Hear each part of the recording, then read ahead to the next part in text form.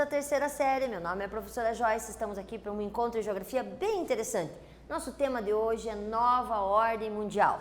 Nesse contexto de Nova Ordem Mundial, nós temos como objetivo principal compreender o significado e a contextualização da Nova Ordem Mundial.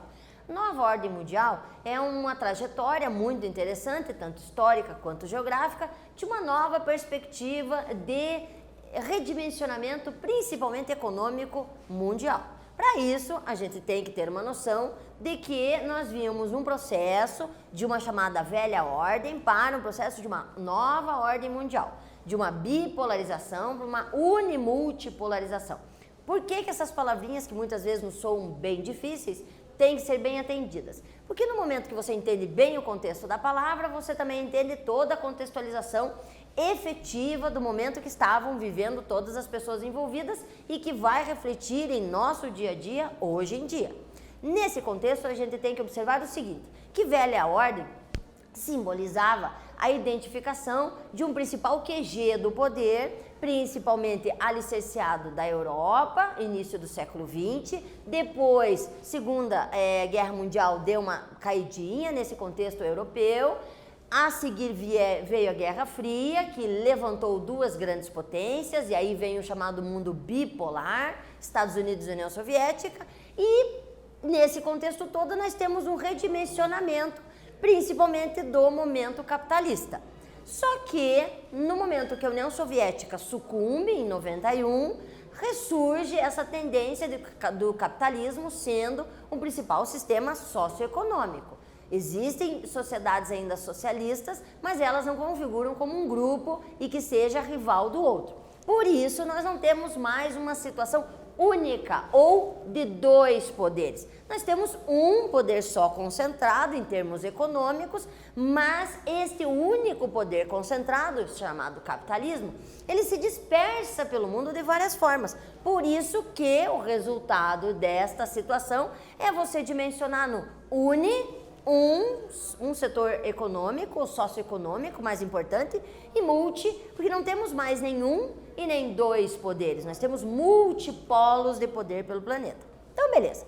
Nesse contexto, veja que a gente já adiantou, nós passamos então a observar uma sociedade como resultado da Segunda Guerra Mundial, que é uma sociedade obviamente sofrida em detrimento de toda a devastação provocada pela guerra, mas também uma sociedade destruída fisicamente.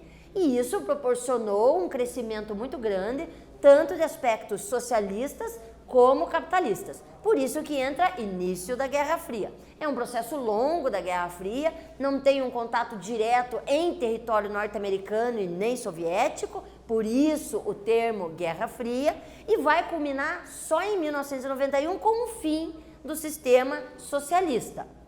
Este fim do sistema socialista faz com que a gente entre num momento novo de ressurgimento, de reorganização do sistema capitalista. Por isso que aparece aqui, ó, soberania do sistema econômico capitalista. Ele ressurge como sendo quase único, mas ele não é hegemônico, ele não é igual no planeta. A partir de todo esse processo anterior, o que surgem são metodologias de trabalho, metodologias de economia, que se dispersa pelo planeta. Mas sem esquecer alguns traços da Guerra Fria. Por isso que aparece lá, soberania do poder norte-americano, que logicamente é embasado por todo o período da Guerra Fria, sendo uma das características a corrida armamentista, fez com que isso ficasse muito evidente posterior ao final dela. Outros contextos a serem destacados, logicamente, é que estes poderes, eles simbolizam mais do que uma presença física, eles simbolizam uma presença econômica, mas não uma presença literal, mas sim uma presença em termos de influência. Compramos porque achamos legal, mas não entendemos que muitas vezes é por influência da mídia, de um filme ou de outras coisas que nós adquirimos. E isso é influência, que logicamente reflete na próxima palavrinha, que é a globalização, que pela maior comunicação de capitais, pessoas, objetos, enfim, todos os setores, obviamente nós vamos ter uma maior dispersão de tudo que nos cerca e estamos mais suscetíveis a receber esta influência, que é um dos pontos do capitalismo. Uma influência, por quê? Que vai ser resultante ou vai resultar na obtenção de algo muito interessante para o capitalismo, o lucro, que faz muito presente através dos chamados blocos e tratados econômicos, que são veículos facilitadores que movimentam o mercado hoje, obviamente fazendo um benefício, atraindo e proporcionando lucro, mas também criando maior interdependência entre os países. Então isso é muito interessante fazer essa contextualização geral, porque te dá uma noção que tudo está entrelaçado, tudo está organizado. Para que a gente tenha essa noção real, alguns acontecimentos foram levantados aqui. Primeiro, nós vamos ter uma reconstrução da Europa Ocidental e Japão, muito martirizados em termos de construções físicas durante a Segunda Guerra Mundial e, logicamente, em todo esse processo foram organizados instrumentos políticos regionais, além de organizações, vocês podem puxar a ONU como um exemplo principal disso, que literalmente tentaram assegurar um crescimento, um ressurgimento mais equilibrado possível para diminuir antigas animosidades que sempre existiram e sempre existirão.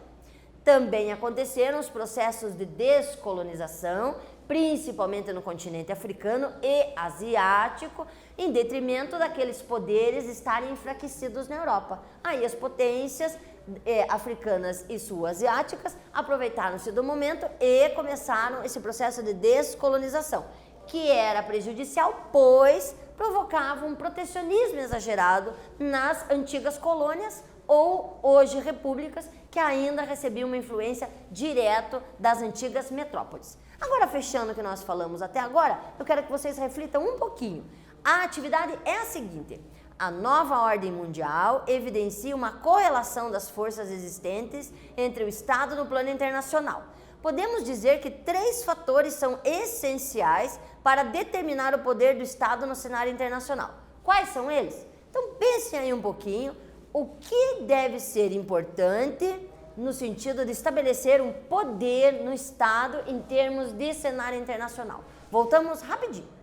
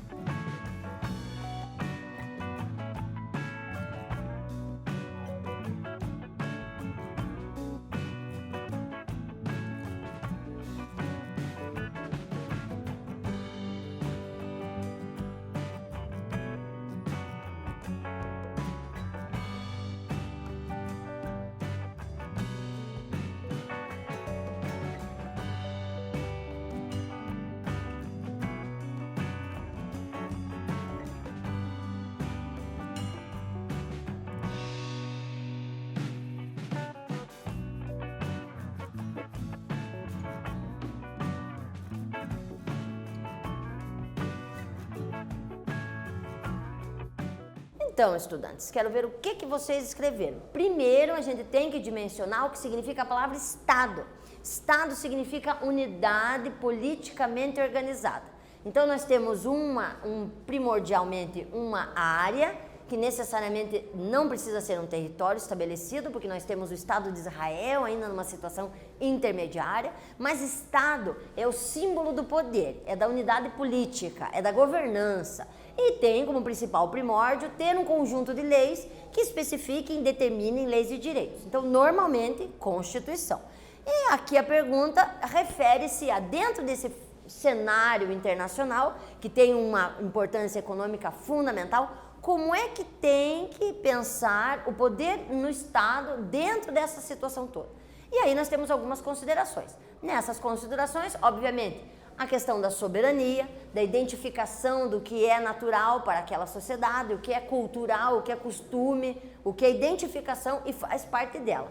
Obviamente também temos que observar o poder econômico, como é que se distribui, como é que se organiza e se dimensiona esse poder econômico para vislumbrar, obviamente, o que é necessário a curto, médio e longo prazo. E finalizar, obviamente, o poder militar, que estrutura uma força de poder, principalmente para a segurança nacional. Claro que vocês poderiam levantar outras questões ligadas à qualidade de vida, ligadas à estruturação das classes sociais, mas você tem que pensar que é o modo de governo. Estado é governo. O que é necessário para um governo ter a liderança sobre a sua população, tendo ele tanta influência externa, ok? Na continuação, logicamente, nós vamos ter um papel importantíssimo nesse cenário de influência econômica das trans e das multinacionais, sendo entendido que transnacionais, aquelas empresas que têm um número de filiais em alguns países, e multi para aquelas que têm muitas filiais. Então, essas situações fazem com que a gente pense nas diferenças, nas situações econômicas que hoje presidem no planeta, e claro que as trans e multi se aproveitaram muito disso. Na continuação, também levantei, já comentei hoje, a importância das Nações Unidas, que gradativamente foram se organizando e sistematizando inserções através das suas organizações internas, tipo OMS, OMC, Unicef, UNCTAD, enfim, várias, para que haja uma determinação da liberdade e organização entre os povos. E também aqui alguns itens da ONU, para a gente dar uma revisadinha, porque com certeza vocês já viram, então OMC, OIT, Organização Mundial do Trabalho, e para fechar esse bloco, mais uma atividade, onde vocês vão pensar a respeito da seguinte questão. Explique o que significa nova ordem mundial e aponte suas principais características. Pode ser em formato de texto, pode ser em formato de itens, pode ser um mapa conceitual, mas pensem aí, escrevam que eu volto já já.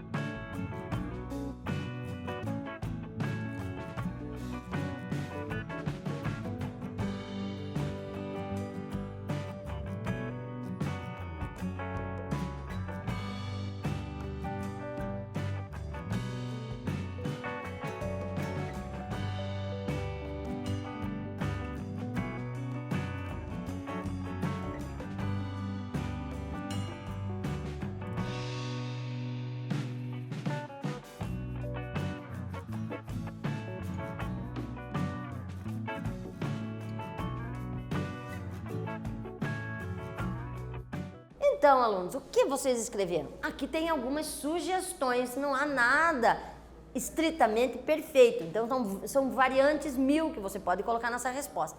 Aqui, a gente vai, logicamente, puxar essa situação da nova ordem num contexto de poder, que não é mais dividido, é compartilhado, uma noção de poder que tem aspecto bélico, tem um aspecto político, tem um aspecto econômico, e vai finalizar, logicamente, citando alguns países que se destacam no cenário mundial, como, por exemplo, a China, a União Europeia, o Japão, os próprios Estados Unidos, ou outros organismos que a gente ainda pode citar no quesito grupo. Em termos de grupo, nós podemos citar os BRICS, nós podemos citar em termos de bloco econômico o NAFTA. Então, tem várias variantes que a gente pode puxar para explicar essa nova ordem mundial, onde nós temos uma situação de multipolarização.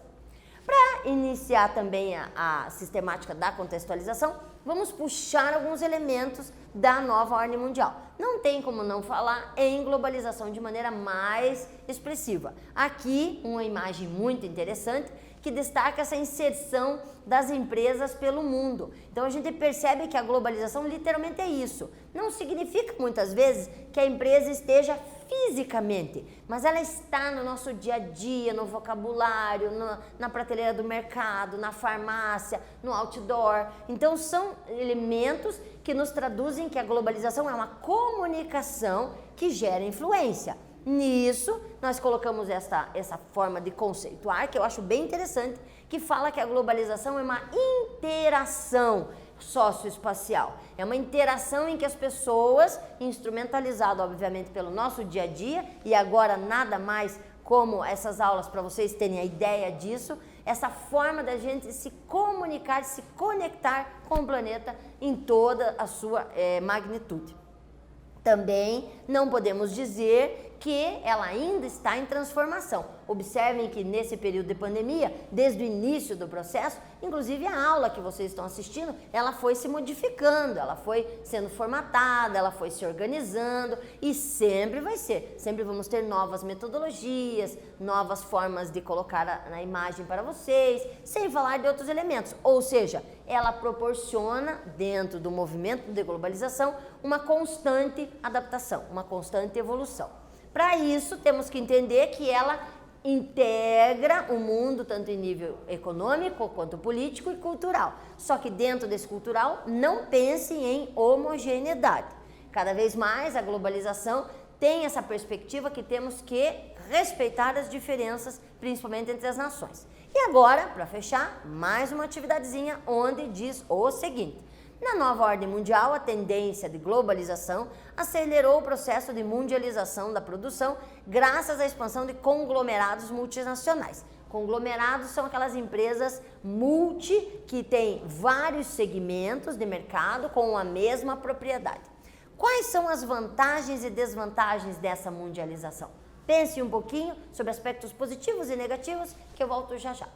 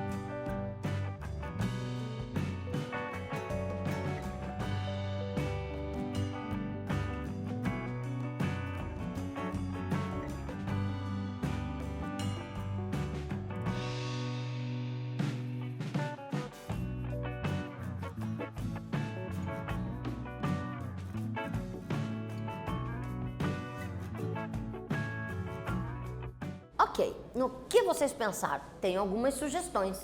As sugestões, obviamente, a gente pensar na facilidade comercial, na facilidade de você perceber quem é o seu concorrente, quem não é, a facilidade de você aproveitar uma ideia e aprimorar aquela ideia, a facilidade de você literalmente ter acesso aos transportes de maneira rápida para você vender em todo o planeta.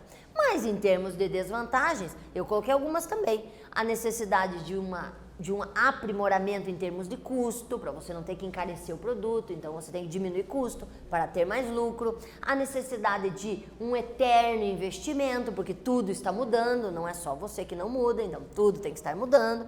E, logicamente, a aceitabilidade do produto, que muitas vezes não é aquela esperada por você. Então, tem aspectos positivos e tem aspectos negativos a serem vistos.